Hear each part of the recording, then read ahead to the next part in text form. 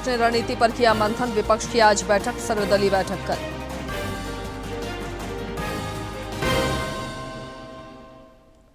मंत्री दीपिका पांडेय सिंह ने पंचायतों को सशक्त बनाने पर दिया बल। मंत्री सुदेव कुमार ने धनबाद में कराया पीएम आवास के लाभार्थियों का गृह प्रवेश। डीजीपी ने राज्य में नए आपराधिक कानूनों के लिए गठित 6 समितियों के कार्यों की समीक्षा। समन्वय पर जोर, प्रभावशाली क्रियान्वयन पर बल। और रांची में राज्य स्तरीय सुब्रतो मुखर्जी कप फुटबॉल प्रतियोगिता में सर्वश्रेष्ठता की जंग जारी। खिताबी मुकाबले आज, 4 दिवसीय प्रतियोगिता का होगा समापन।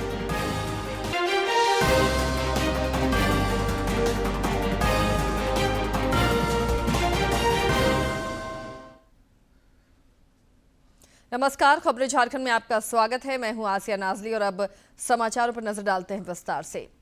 संसद का मॉनसून सत्र 21 जुलाई से 21 अगस्त तक चलेगा। सदन के सुचारू संचालन के लिए सरकार ने कल सर्वदलीय बैठक भी बुलाई है। रक्षा मंत्री राजनाथ सिंह के आवास पर सत्ता पक्ष की बैठक हुई, जिसमें रणनीति पर मंथन हुआ। विपक्ष की आज शाम बैठक होगी। शुक्रवार शाम रक्षा मंत्री राजनाथ सिंह के घर वरिष्ठ मंत्रियों की बैठक हुई, जिसमें गृह मंत्री अमित शाह, संसदीय कार्य मंत्री किरेन रिजिजू शामिल हुए। इस बैठक में सत्र को लेकर रणनीति पर चर्चा की गई। सरकार ने संसद सत्र से एक दिन पहले कल संसद भवन परिसर में सर्वदलीय बैठक बुलाई है, जिसमें सत्र को सुचारू रूप से चलाने पर चर्चा होगी। विपक्षी दलों से सहयोग की अपील की जाएगी। विपक्ष के नेताओं का भी बैठकों का दौर देखने को मिल रहा है। विपक्ष बिहार में वोटर पुनरीक्षण के मुद्दे सहित कई अन्य मुद्दों को सत्र के दौरान उठा सकता है। सरकार मॉनसून सत्र में अहम विधायी कामकाज का एजेंडा भी रखने वाली है, जिसमें सत्र के दौरान पेश किए जाने वाले नए विधेयक भी शामिल हैं। गौरतलब है कि संसद का मॉनसून सत्र 21 जुलाई से शुरू होगा और 21 अगस्त तक चलेगा। मुख्यमंत्री हेमंत सोरेन ने केंद्र सरकार से राज्य में प्रतिनियुक्त केंद्रीय अर्धसैनिक बलों के मद में बकाया राशि माफ करने का आग्रह किया है। इस सिलसिले में उन्होंने केंद्रीय गृह मंत्री अमित शाह को पत्र लिखा है। अर्धसैनिक बलों के मद में झारखंड पर केंद्र का 13,299 करोड़ रुपए से ज्यादा बकाया है। श्री सोरेन ने पत्र में कहा है कि केंद्र सरकार झारखंड के विकास और जन कल्याणकारी योजनाओं को गति देने में सहयोग करे।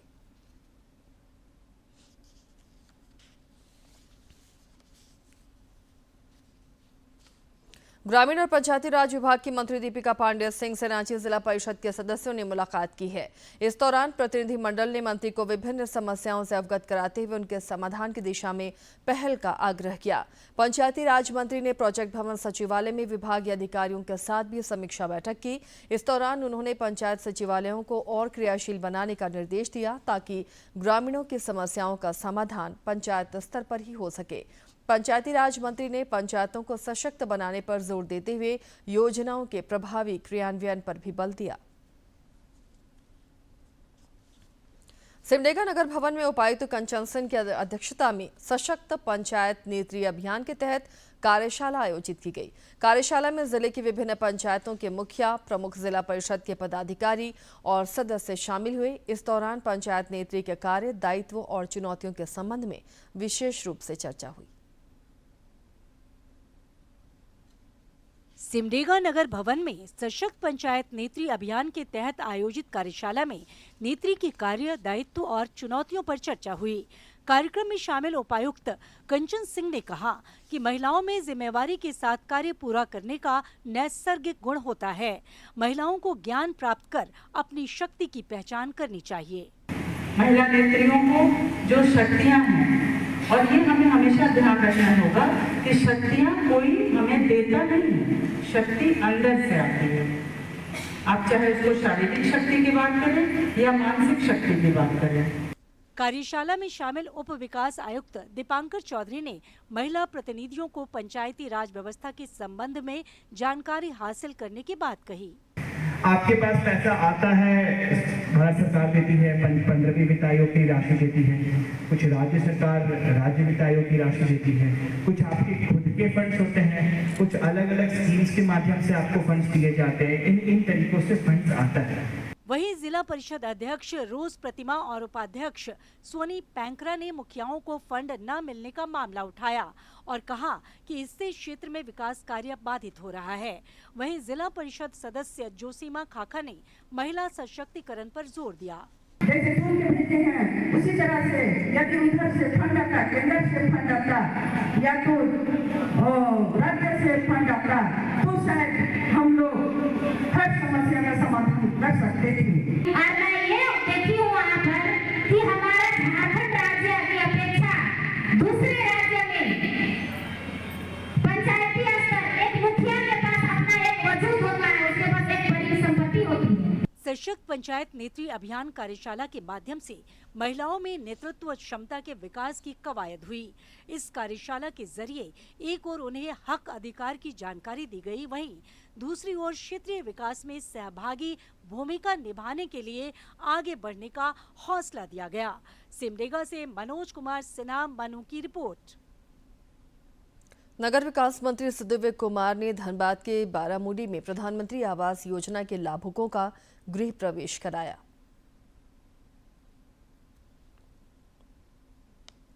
केंद्र सरकार प्रधानमंत्री आवास योजना के जरिए वंचित वर्गों तक खुशियों की सौगात पहुंचा रही है। धनबाद में इस सिलसिले में बारामूडी में नगर विकास मंत्री सुदिव्य कुमार सोनू और अन्य गणमान्य लोगों की मौजूदगी में आवास योजना के लाभार्थियों को चाबी सौंपी गई। 320 लाभुकों के घर पे अपने छत होने का जो सुकून दिखा उनकी आंखों में, वास्तव में बड़ा अच्छा लगा कि एक अच्छे काम के लिए, एक पुण्य के काम के हम लोग माध्यम बने और ईश्वर से यह कामना है कि ऐसे मौके बार बार आए। पक्के आवास की सौगात पाकर सभी लाभार्थी खासे खुश नजर आए और उन्होंने योजना को वरदान बताया। इतने दिनों तक जो है हम लोग रेंट पर रहते हैं और हम लोग को सख्त जरूरत था, तो आज ये मतलब जी हम लोग जा ही नहीं कर पा रहे हैं। मतलब बहुत दिन तक हम लोग वेट किए, बहुत ज्यादा, जरूरत से ज्यादा वेट किए। लास्ट में उल्लास के साथ जो है मतलब नहीं, बहुत दिन से करीबन 1.5 साल से तो इंतजार हम लोग लगातार कर ही रहे हैं, क्योंकि हमारा ब्लॉक बनके तैयार हो चुका था। बहुत दिन से इंतजार था हम लोग को कि अब घर मिलेगा, सब मिलेगा। बार बार बोला जा रहा था कि आज मिलेगा आप लोग को चाबी, कल मिलेगा। मतलब बता नहीं, हाँ बहुत और मतलब बता नहीं पाएंगे शब्दों में। आज इंतजार खत्म। हाँ। इस मौके पर गिरिडीह के सांसद चंद्र प्रकाश चौधरी और धनबाद, झरिया और सिंदरी के विधायक भी मौजूद रहे। धनबाद से अजय कुमार सिन्हा की रिपोर्ट। मुख्य सचिव अलका तिवारी ने केंद्र द्वारा स्वीकृत संशोधित झरिया मास्टर प्लान को लेकर धनबाद में अधिकारियों के साथ उच्च स्तरीय बैठक की। इस दौरान पुनर्वास समेत अन्य एजेंडों पर भी विमर्श हुआ। मुख्य सचिव ने बताया कि संशोधित झरिया मास्टर प्लान में पुनर्वासित परिवारों के आजीविका पर खास जोर है। उन्होंने बताया कि पहले चरण में झरिया के 81 खतरनाक क्षेत्रों के लोगों को पुनर्वास का लाभ दिया जाएगा। साथ ही BCCL के सहयोग से अग्निशमन के प्रयास भी किए जाएंगे। बैठक में BCCL के CMD समीरन दत्ता समेत अन्य अधिकारी मौजूद रहे। गौरतलब है कि 25 जून को केंद्रीय कैबिनेट ने झरिया मास्टर प्लान को मंजूरी दी थी।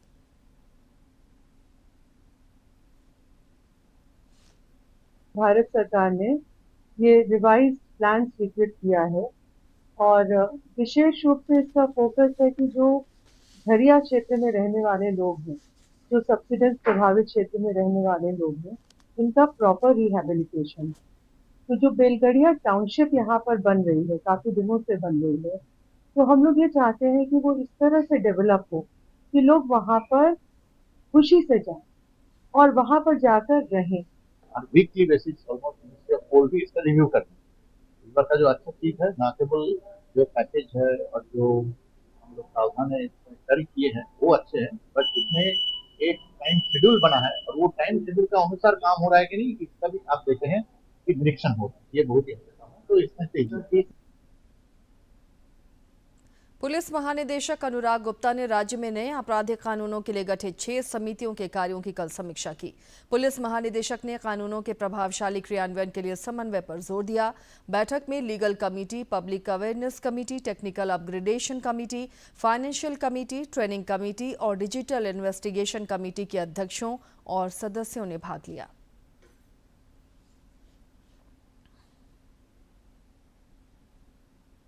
प्रवर्तन निदेशालय ने पूर्व विधायक अंबा प्रसाद से जुड़े मामले की जांच तेज कर दी है। केंद्रीय जांच एजेंसी ने इस सिलसिले में कल हजारीबाग जिला खनन कार्यालय में दबिश दी और कुछ कागजात जब्त किए। ईडी की छापेमारी के दौरान जिला खनन पदाधिकारी भी मौजूद रहे। गौरतलब है कि 4 जुलाई को इस मामले में जांच एजेंसी ने कई स्थानों पर छापेमारी की थी। ईडी बालू के अवैध कारोबार में शामिल लोगों के खिलाफ साक्ष्य जुटाने की कवायद में है।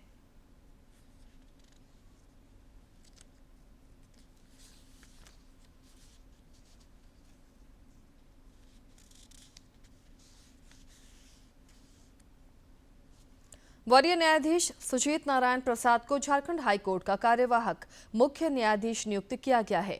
केंद्र सरकार के विधि मंत्रालय ने इसकी अधिसूचना जारी कर दी है। झारखंड हाईकोर्ट के नए मुख्य न्यायाधीश जस्टिस तरलोक सिंह चौहान के पदभार ग्रहण करने तक वे कार्यवाहक मुख्य न्यायाधीश के दायित्व का निर्वहन करेंगे। नवनियुक्त मुख्य न्यायाधीश तरलोक सिंह चौहान 23 जुलाई को पदभार ग्रहण करेंगे।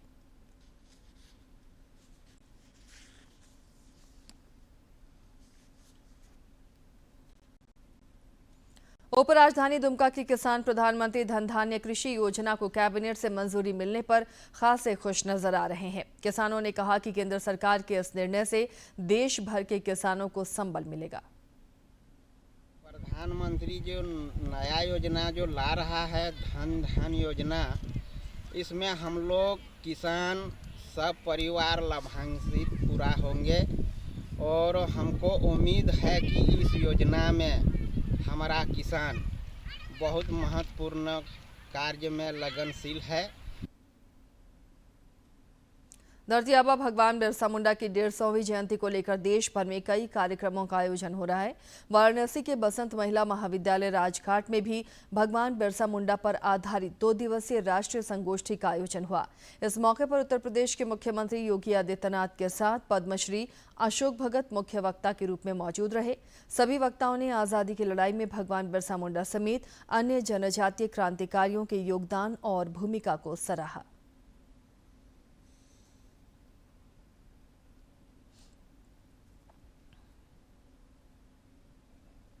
महान स्वतंत्रता सेनानी मंगल पांडे की आज जयंती मनाई जा रही है। प्रधानमंत्री नरेंद्र मोदी ने भी उनकी जयंती पर उन्हें याद करते हुए आदरपूर्ण श्रद्धांजलि अर्पित की है। स्वतंत्रता सेनानी मंगल पांडे को उनकी जयंती पर आदरपूर्ण श्रद्धांजलि। वे ब्रिटिश हुकूमत को चुनौती देने वाले देश के अग्रणी योद्धा थे। उनके साहस और पराक्रम की कहानी देशवासियों के लिए प्रेरणा स्रोत बनी रहेगी। धनबाद अंतर्गत झरिया के सिंदरी मुख्य मार्ग से महज कुछ ही दूरी पर कल देर रात भूधसान हुआ। इस दौरान वहां काफी समय से खड़ी एक पुरानी गाड़ी जमीन में समा गई। भूधसान की घटना से इलाके में अफरा तफरी मच गई है। पुलिस भी घटनास्थल पर पहुंची और क्षेत्र को सुरक्षा के घेरे में लिया। स्थानीय लोगों ने बताया कि यह क्षेत्र भूधसान के लिहाज से अति संवेदनशील है। ऐसे में भूवैज्ञानिक सर्वेक्षण कराने की इस इलाके में जरूरत है, नहीं तो कभी भी यहाँ बड़ा हादसा हो सकता है। बचाने के लिए मेरे जीजा जो गए हैं वो भी चले, बच्चा कैसे खींचना चाहा वो भी चले, बच्चा को बचाने के चक्कर में भी चले गए तो क्या मिला। आज से करीब लगभग 4-5 वर्ष पूर्व में इसी जगह पर पिता पुत्र जो है दबिंदोज हो गए थे और उसके बाद आज जो है यहाँ दूसरी बार जब 407 वाहन पहुँचते। इसके लिए ये जगह आपको फुलारी बाग जिसको बोलते हैं, तो इसके लिए मैं सीधे तौर पर जो है DGMS और BCL प्रबंधन को जिम्मेवार मानता हूँ। रांची में 64वीं राज्य स्तरीय सुब्रतो मुखर्जी कप फुटबॉल प्रतियोगिता में सर्वश्रेष्ठता की जंग चल रही है। अंडर 15 बालक वर्ग के फाइनल में कांटे की टक्कर दिखी। संताल परगना और दक्षिणी छोटानागपुर प्रमंडल के बीच फुटबॉल की बादशाहत को लेकर उम्दा खेल दिखा। अंडर 17 बालिका वर्ग के फाइनल में दक्षिणी छोटानागपुर और उत्तरी छोटानागपुर प्रमंडल की टीमें आमने सामने होंगी। अंडर 17 बालक वर्ग में खिताबी भिड़ंत संताल प्रमंडल बनाम उत्तरी छोटानागपुर के बीच होगा। प्रतियोगिता का समापन भी आज दोपहर में होगा।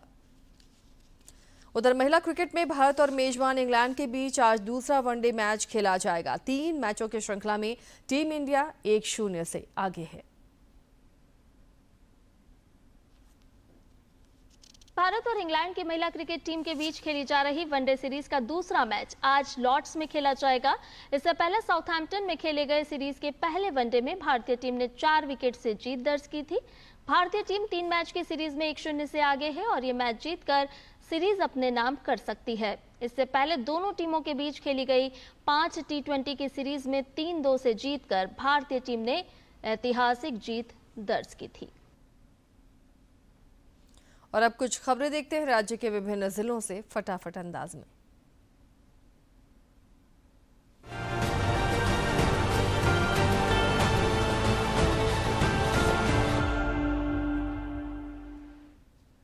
गढ़वा में सशक्त पंचायत नेत्री अभियान के तहत 1 दिवसीय जिला स्तरीय कार्यशाला का आयोजन किया गया। राष्ट्रीय ग्राम स्वराज अभियान के तहत आयोजित इस कार्यशाला में महिला के सशक्तिकरण पर बल दिया गया। सरायकेला उपायुक्त ने जिला सहकारिता कार्यालय और जिला परिषद कार्यालय का औचक निरीक्षण किया। इस दौरान उन्होंने कार्यालय की स्वच्छता, संसाधनों के रखरखाव और कर्मचारियों की उपस्थिति का भी जायजा लिया। उपायुक्त ने योजनाओं के प्रभावी क्रियान्वयन के लिए आवश्यक दिशा निर्देश दिए। सरायकेला उपायुक्त की मौजूदगी में हुई जिला उत्पाद परामर्शदात्री समिति की बैठक में वित्तीय वर्ष 2025-26 के लिए 53 खुदरा उत्पाद दुकानों के संचालन प्रस्ताव को सर्वसम्मति से मंजूरी दी गई। उपायुक्त ने विधि व्यवस्था को लेकर संबंधित पदाधिकारियों को आवश्यक दिशा निर्देश दिए। सिमडेगा में जिला समन्वय समिति की बैठक हुई। इस दौरान उपायुक्त ने योजनाओं के क्रियान्वयन की जानकारी ली। उन्होंने विभागों को परस्पर सहयोग और समन्वय के साथ कार्य करते हुए लंबित मामलों का शीघ्र निष्पादन करने की हिदायत दी। भाजपा के प्रदेश अध्यक्ष बाबूलाल मरांडी ने प्रथम स्वतंत्रता संग्राम का बिगुल फूंकने वाले अमर बलिदानी मंगल पांडे को आज उनकी जयंती पर नमन किया। बोकारो के पुलिस अधीक्षक की मौजूदगी में नया मोड़ स्थित यातायात थाना के पुलिस कर्मियों के बीच छाता, चश्मा, रेनकोट, वाटर बोतल और अन्य सामग्रियों का वितरण किया गया। गढ़वा अंतर्गत भंडारिया थाना और पर्रो पिकेट परिसर में पुलिस कर्मियों ने लगभग 150 फलदार और छायादार पौधे लगाए और पर्यावरण संरक्षण का संदेश दिया। बोकारो पुलिस अधीक्षक और अन्य पुलिस अधिकारियों ने जवानों के साथ नया मोड़, सेक्टर 12 मोड़, राम मंदिर गोलचक्कर, सिटी सेंटर और लक्ष्मी मार्केट पर पेट्रोलिंग की। दुमका उपायुक्त ने कार्यालय कक्ष में आयोजित जनता दरबार में पहुंचे लोगों की समस्याओं को सुना। उन्होंने कुछ मामलों का निष्पादन किया, बाकी बचे मामलों के समाधान के लिए संबंधित विभागीय पदाधिकारियों को निर्देशित किया। चतरा के जवाहरलाल नेहरू स्टेडियम में जिला स्तरीय फर्स्ट लिटिल चैंप फुटबॉल प्रतियोगिता का आयोजन हुआ। इस दौरान कक्षा 3 से 5 के बच्चों ने खेल भावना, अनुशासन और टीम वर्क का उत्कृष्ट प्रदर्शन किया।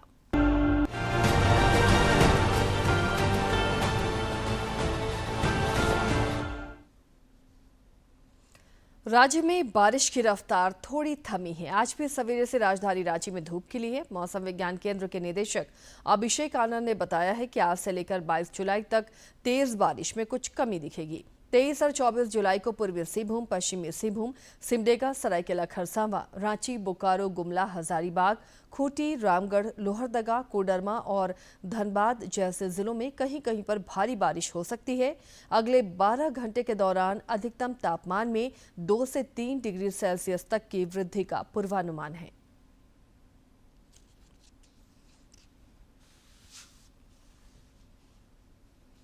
इधर राज्य में अच्छी बारिश की वजह से धन रोपनी भी तेज गति से बढ़ी है। अब तक 13% रोपनी हो चुकी है। कृषि मंत्री शिल्पी नेहा तिर्की भी राज्य के नजदीक चान्हों में महिला कृषकों के साथ धन रोपनी करती नजर आई। श्रीमती तिर्की की इस पहल से क्षेत्र में अन्नदाताओं में नई ऊर्जा का संचार हुआ है और सभी इस वर्ष बेहतर पैदावार को लेकर आशान्वित हैं।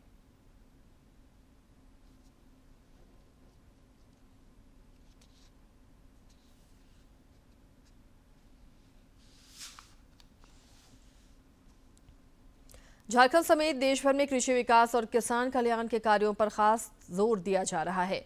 राज्य में इस बार अच्छी बारिश से धान के रिकॉर्ड उत्पादन की उम्मीद जताई जा रही है।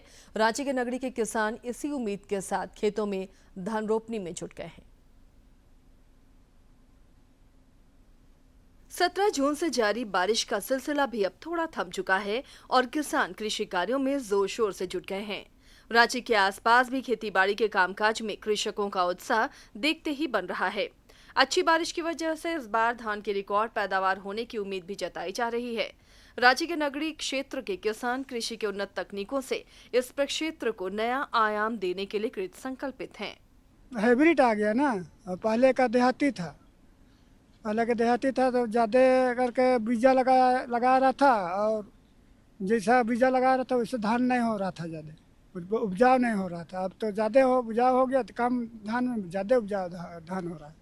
किसानों गांव की धान रोपनी कर रही प्रिया और प्रीति कच्छप ने कहा कि आधुनिक तरीके से धान की खेती ज्यादा कारगर होती है और इससे अच्छी पैदावार की संभावना है। पहले तो आता था देहाती वाला आता था ना, अब हाइब्रिड वाला खेती होता है, तो बस वही लगा रहे हैं। मौसम तो इस बार बहुत अच्छा है, पानी बहुत जल्दी अबर आया।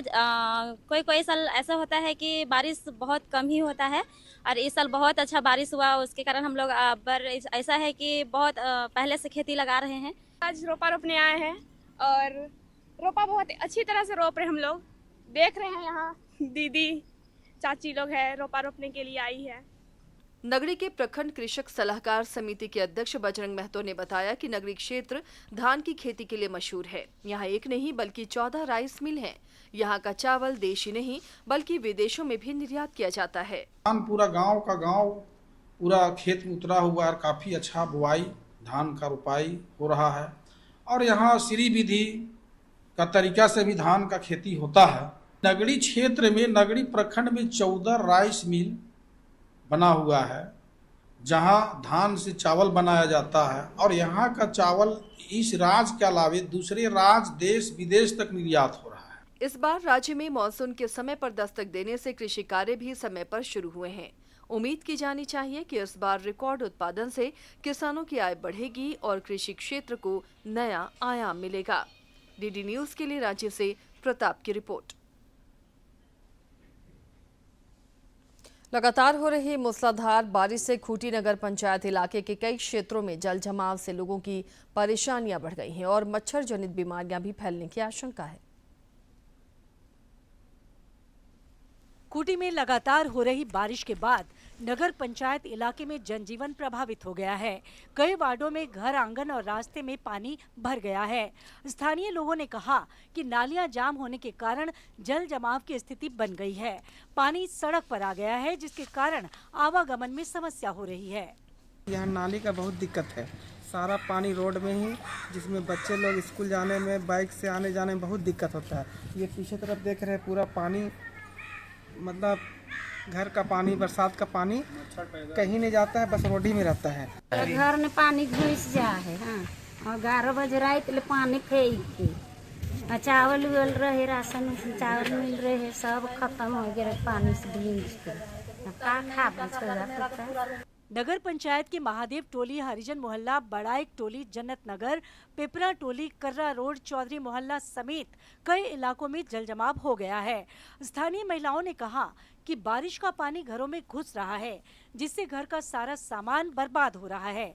वहीं जल जमाव से दुर्गंध के कारण मच्छर जनित बीमारियां भी हो रही हैं। दिक्कत इतना है ना, गंदगी भी है, पानी भी बहता है, और नगर निगम ऐसा है ना कि कोई ध्यान नहीं देता है। हमारे घर के ठीक सामने देखिए ये तालाब है, जिसमें बहुत सारी गंदगियां हैं, जिससे बहुत सारी बीमारी उत्पन्न हो रही है। मलेरिया, डेंगू, इस तरह की बीमारी उत्पन्न हो रही है। काफ़ी बच्चे लोग भी आसपास खेलते रहते हैं, मान के चलिए इसमें अगर गिर जाते हैं, जिसके वजह से मौत भी हो सकती है।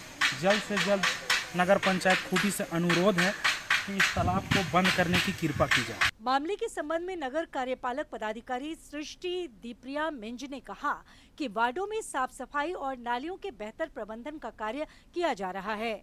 बारिश में जल जमाव से उत्पन्न होने वाले मच्छरों को नष्ट करने के लिए फॉगिंग की जा रही है। उन्होंने कहा कि जल्द ही जल जमाव का समाधान निकाला जाएगा। हम लोग पहले तो सबसे पहले जितनी भी नालियाँ थी उसको बारिश के कम से कम 2 महीना पहले से साफ सफाई हम लोग करवाते आ रहे हैं उसको, और अभी भी कंटिन्यूअस ऐसे इलाका जहाँ जल जमाव की ज़्यादा प्रॉब्लम है वहाँ भी हम लोग कंटिन्यूअस अभी भी, जैसे अगर बारिश हो रही है तो हम लोग शाम तक में बारिश जैसे ही रुकता है वहाँ पे हम लोग भेज करके टेम्प्रोरी जो भी है साफ सफाई दोबारा हम लोग करवा देते हैं, ताकि जो प्रॉब्लम है उसको हम लोग थोड़ा कम कर सके। खूंटी नगर पंचायत के विभिन्न क्षेत्रों में जल जमाव से लोगों को जीवन यापन में मुश्किलों का सामना करना पड़ रहा है। इसके समाधान के लिए लोग नालियों की व्यवस्था को दुरुस्त करने की मांग कर रहे हैं, ताकि बारिश के पानी से होने वाले जल जमाव से उन्हें निजात मिल सके और वे स्वस्थ रह सकें। डीडी न्यूज के लिए खूंटी से ज्योत्सना की रिपोर्ट। आज के दिन की ऐतिहासिक और महत्वपूर्ण घटनाओं पर अब डालते हैं एक नजर। 19 जुलाई वर्ष 1827 को मंगल पांडे का जन्म उत्तर प्रदेश में बलिया जिले के नगवा गांव में हुआ था। वे पहले स्वतंत्रता संग्राम के महान क्रांतिकारी थे। मार्च 1857 को स्वतंत्रता संग्राम की शुरुआत मंगल पांडे के पहले सैनिक विद्रोह के साथ हुई। कोलकाता के पास बैरकपुर छावनी में ईस्ट इंडिया कंपनी के अंग्रेज अफसर पर सिपाही मंगल पांडे ने गोली चलाई। अंग्रेजी शासन के खिलाफ भारत में यह पहला बड़ा विद्रोह था। ब्रिटिश सेना में रहते हुए उन्होंने अंग्रेजों के खिलाफ मोर्चा खोला था। मंगल पांडे ने गाय की चर्बी युक्त कारतूस को मुंह से काटने से मना कर दिया। नतीजतन उन्हें गिरफ्तार किया गया। मंगल पांडे की देशभक्ति से जल्लाद भी प्रभावित थे। इसी कारण उन्होंने फांसी देने से इनकार कर दिया। उसके बाद कलकत्ता से जल्लाद बुलाए गए और 8 अप्रैल की सुबह बैरकपुर के परेड ग्राउंड में पहले स्वतंत्रता संग्राम के नायक मंगल पांडे को फांसी दी गई। 19 जुलाई वर्ष 1969 में देश के 14 बैंकों का राष्ट्रीयकरण किया गया था।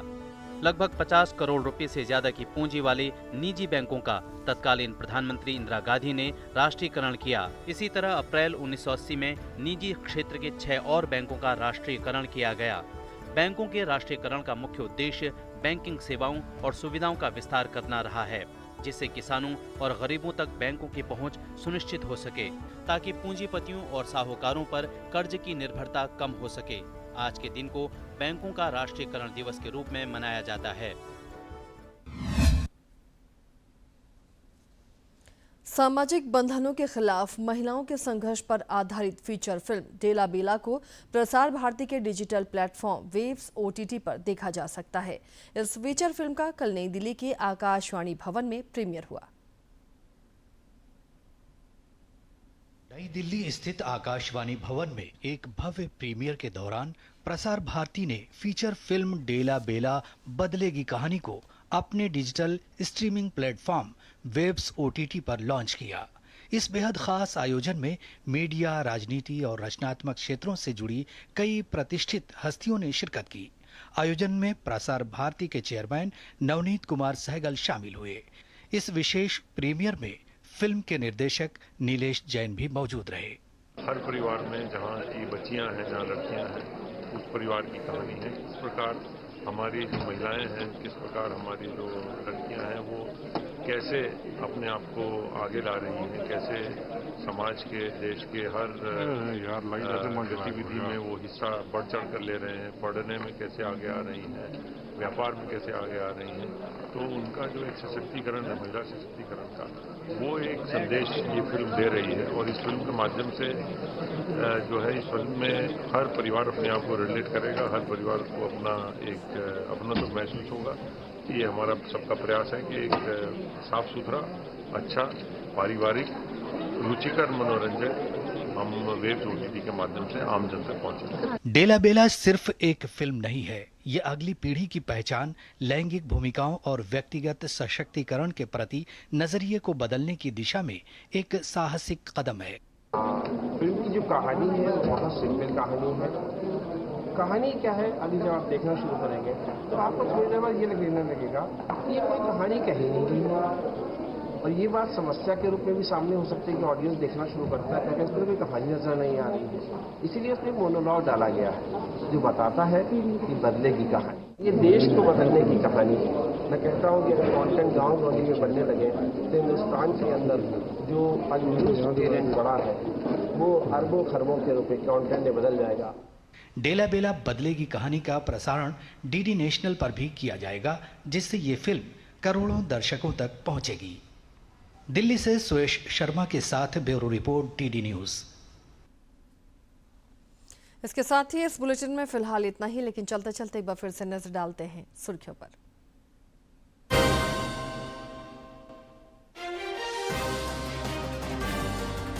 संसद के मॉनसून सत्र को लेकर बैठकों का दौर जारी। सत्ता पक्ष ने रणनीति पर किया मंथन। विपक्ष की आज बैठक, सर्वदलीय बैठक कल। मंत्री दीपिका पांडे सिंह ने पंचायतों को सशक्त बनाने पर दिया बल। मंत्री सुखदेव कुमार ने धनबाद में कराया PM आवास के लाभार्थियों का गृह प्रवेश।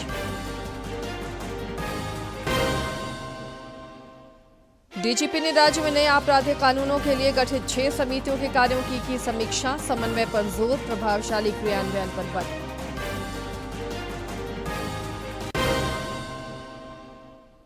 और रांची में राज्य स्तरीय सुब्रतो मुखर्जी कप फुटबॉल प्रतियोगिता में सर्वश्रेष्ठता की जंग जारी, खिताबी मुकाबले आज 4 दिवसीय प्रतियोगिता का होगा समापन।